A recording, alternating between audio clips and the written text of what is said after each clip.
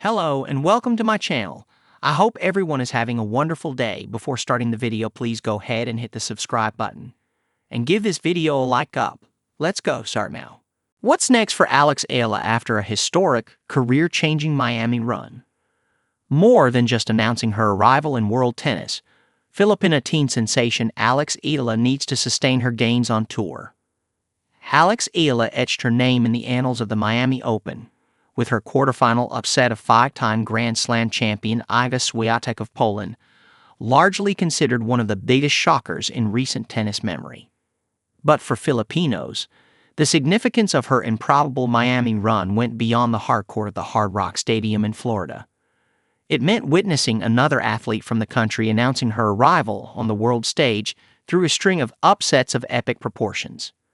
The feat made the 19-year-old Filipina just the third wild card in tournament history to reach the semifinals, something only Justine Henin of Belgium and Victoria Azarenka of Belarus have achieved.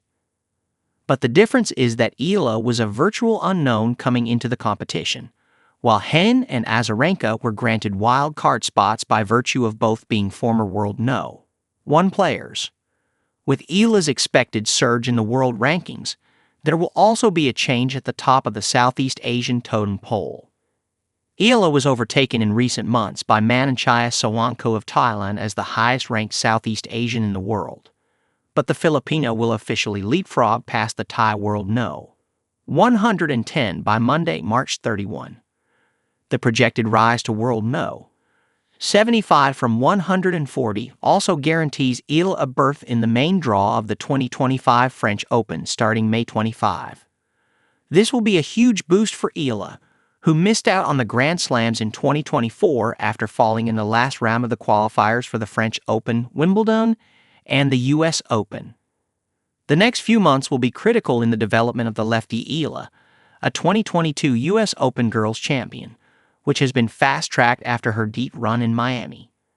She most likely will no longer be playing in the lower-level ITF events, and the next big tournament on the horizon is the WTA 1000 Madrid Open.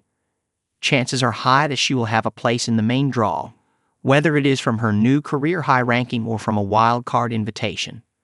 Eala was a wild card in the 2024 Madrid Open, and she ended up winning her opening round match against then-world No. 41 Iga Swiatek of Ukraine.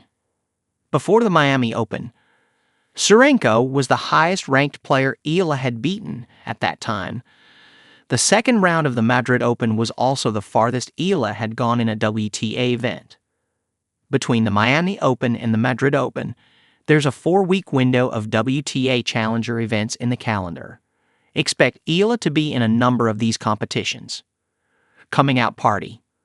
Eala's campaign in Miami was not only a coming-out party for her but also a history-making venture on various fronts which has far-reaching positive implications for her career.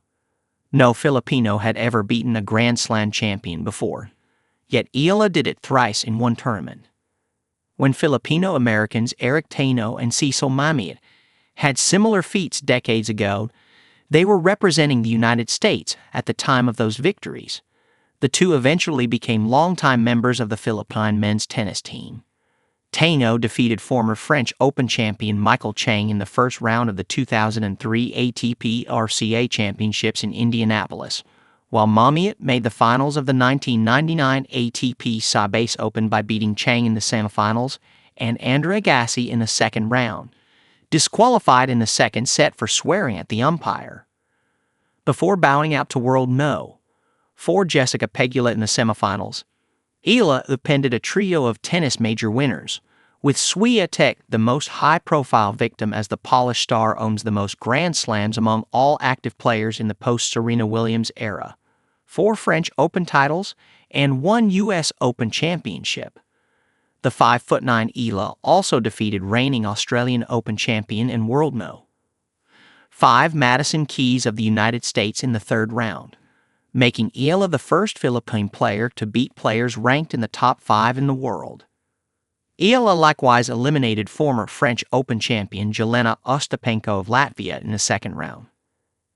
The Stunners made Eala just the second wild card to topple 3 Grand Slam winners in the same WTA event, the other being Elena Svitolina of Ukraine. Her semifinal finish in the Miami Open, a tournament just a notch below the Grand Slams, is the farthest that a Filipino, male or female, has reached in the WTA or ATP. Eala's climbed to no. 75 will also be the highest ranking in the modern era attained by a Filipino. Miami had at a career-high ranking of 72 after reaching the second round of the Australian Open and the U.S. Open in 1999, but that was 5 years before he changed federations and became part of the Philippine team. Eala's magical campaign was also reminiscent of the time when a still relatively little-known Manny Pacquiao stopped in the 11th round Marco Antonio Barrera, the dreaded baby-faced assassin from Mexico, and then the Ring Magazine No. 3 pound-for-pound boxer in the world. During their 2003 People's Featherweight title bout in 2003 at the Alamodome in San Antonio. It was similar, too, to the Filipinos football team scoring a 1-0 stunner over home team New Zealand in Auckland to prove they were not in the 2023 FIFA Women's World Cup as a token entry. Her feat likewise gave the same feeling when Gilas Pilipinas shocked World No. 6 Latvia in Riga, 89-80, during the 2024 FIBA Olympic qualifying tournament. As the nation celebrates Eala's success in the Miami Open, it's also clear for the teen sensation that she needs to sustain her gains by continuing to do well on the tour, so she could accumulate more points and ascend further in the world rankings. Though she scored a huge achievement, Eala knows it's just a small step in her promising career journey.